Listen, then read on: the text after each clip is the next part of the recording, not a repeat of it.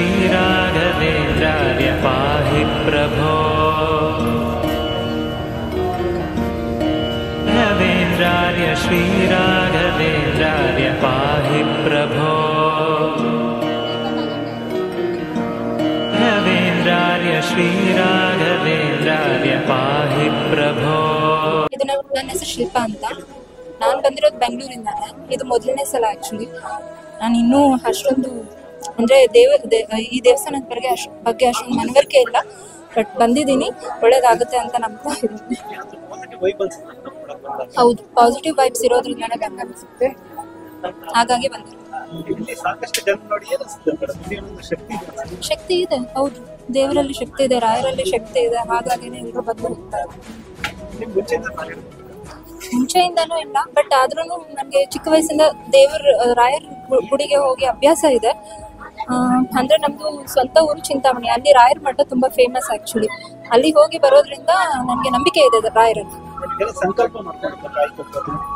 ಕಾಯಿ ಕಟ್ಟೋ ಸಂಕಲ್ಪ ಎಲ್ಲ ಏನೂ ಮಾಡ್ಕೊಂಡಿಲ್ಲ. ನಾನು ಮೊದಲನೇ ಸಲ ಬಂದಿರೋದ್ರಿಂದ ನನ್ನ ಮನಸ್ಸಲ್ಲಿ ಒಂದು ಸಂಕಲ್ಪ ಇದೆ, ಅದಾಗ್ಲಿ ಅಂತ ದೇವ್ರ ಹತ್ರ ಬೇಡ್ಕೊತಾ ಇದ್ದೀನಿ.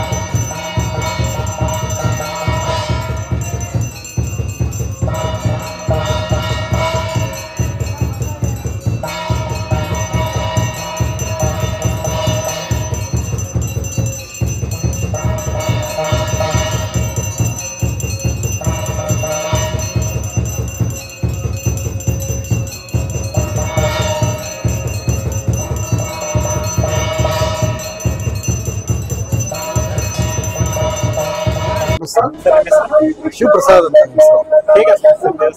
ತುಂಬಾ ಒಳ್ಳೇದು ಅನಿಸ್ತಾ ಇದೆ ನನಗೆ. ಆಕ್ಚುಲಿ ನಾನು ಬಂದಿರೋದು 2ನೇ ಟೈಮ್ ಇದು.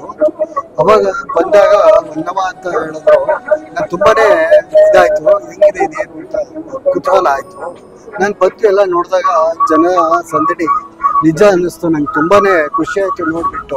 ಆ ರಾಯರ ದರ್ಶನ ನೋಡಿದ್ವಲ್ಲ, ಅದಂತೂ ನಂಗೆ ತುಂಬಾನೇ ಇಂಪ್ರೆಸ್ ಆಯ್ತು. ಅವರ ಏನೋ ಒಂದು ಇದು ಇಲ್ಲಿದೆ, ಸ್ಮರಣೀಯವಾದಂತ ಒಂದು ಅನುಭವ ನನಗೆ ಆಯ್ತು. ಹಾಗೆ ಕೂಡ ಇಲ್ಲಿ ಜನಗಳೆಲ್ಲ ಬಂದು ಅವರವರ ಇಷ್ಟಾರ್ಥಗಳಿಗೋಸ್ಕರ ಅವರು ಇವ್ರ ಹತ್ರ ಕೇಳ್ಕೊಂಡು ಕಾಯಿ ಕಟ್ಟೋದ ಇರ್ಬೋದು, ಅಥವಾ ದೀಪಾಚರಣೆ ಇರ್ಬೋದು, ಮತ್ತೊಂದೇ ಇರ್ಬೋದು, ಮತ್ತೆ ದಾನ ಕೊಡುವಂತ ರೀತಿದೇ ಇರ್ಬೋದು. ತುಂಬಾ ಖುಷಿ ಆಯ್ತು ನೋಡಿ. ಆ ರಾಯರ ಒಂದು ಅನುಗ್ರಹ ಇದೆ, ಏನೇನು ಆಗಲ್ಲ ಅನ್ನೋದಕ್ಕೆ ಒಂದು ನಿದರ್ಶನ ಅಂತ ತುಂಬಾ ಖುಷಿ ಆಯ್ತು. ಸಾಕಷ್ಟು ಜನ ಸೇರಿದ್ರು, ಶಕ್ತಿ ಇದೆ ಅನ್ಸುತ್ತೆ. ಖಂಡಿತ ಶಕ್ತಿ ಇದೆ. ನಾವು ಒಂದು ಏನು ಬಂದಾಗ ಅವ್ರ ಹತ್ರ ಕೇಳ್ತೀವಿ, ಅವರು ಇಮಿಡಿಯೇಟ್ ಆಗಿ ನಮ್ಮ ಪರಿಸ್ಥಿತಿಗಳನ್ನ ನಾವು ಹೇಳ್ದೆ ಅವ್ರು ಹೇಳ್ತಾರೆ. ಅದೊಂದು ನಮ್ಗೆ ಖುಷಿ ಅನ್ಸುತ್ತೆ. ಯಾಕೆಂದ್ರೆ ಒಂದ್ಸತಿ ಬಂದಾಗ ಏನ್ ಕೇಳಿದ್ರು, ನಿಮ್ಗೆ ಏನ್ ಆಗ್ಬೇಕಾಗಿದೆ, ಸೊ ಅದಕ್ಕೆ ನಾವು ಇಂತಿಂತದ್ದು ಅಂತ. ಸೊ ಅದಕ್ಕೆ ಹೇಳಿದ್ರು ಅವರು 21 ದೀಪ ಹಚ್ಚೋಗಿ ಅಂತ ಕೇಳಿದ್ರು. ಅವಾಗ ಅದೇ ಆಟೋಮೆಟಿಕ್ ಆಗಿ ನಿಮ್ಗೆ ಅದು ಜ್ಞಾನೋದಯ ಬರುತ್ತೆ, ನೀವು ಮುಂದೆ ಮಾಡ್ಕೊಂಡು ಹೋಗ್ಬೋದು. ಅದ್ರ ಏನಿಲ್ಲ, ಮುಗಿಸ್ಕೊಂಡು ಬನ್ನಿ ನೀವು ಅಂತಂದ್ರು. ಅದನ್ನ ನೋಡಿ ಅಂತ ನಮ್ಗೆ ತುಂಬಾ ಖುಷಿ ಆಯ್ತು. ಖಂಡಿತ ಖಂಡಿತ ನೆಮ್ಮದಿ ಅಂತೂ ಸಿಕ್ಕಿದೆ. ಹೇಳ್ಬೇಕಂದ್ರೆ ನೆಮ್ಮದಿ ಸಿಕ್ಕಿದೆ. ಹೌದು ಹೌದು, ನೆಮ್ಮದಿ ಸಿಕ್ಕಿದೆ.